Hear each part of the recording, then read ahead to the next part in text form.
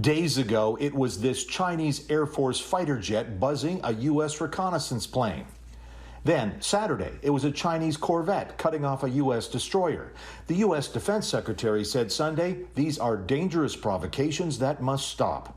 I call upon the PRC's leadership to really do the right things, to rein in that kind of conduct, because I think accidents can happen that could cause things to spiral out of control. But the West's contest with China is not just about planes and ships. There are confrontations over semiconductors and trade, over cybersecurity threats to infrastructure, and in Canada and elsewhere, allegations of Chinese foreign interference. We need to be eyes wide open on China.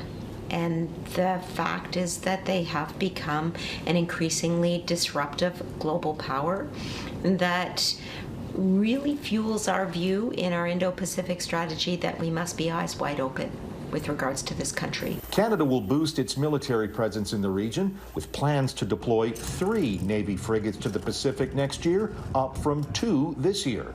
China, though, believes these are examples of the West trying to contain it, in the same way NATO's strategy was about containing Russia.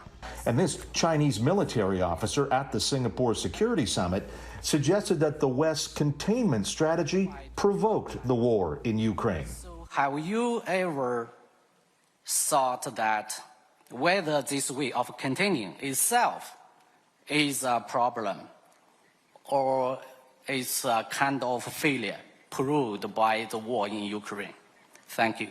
Hours after the summit in Singapore ended Sunday, the U.S. said it would send a top State Department official to Beijing next week to spur talks aimed at easing tensions.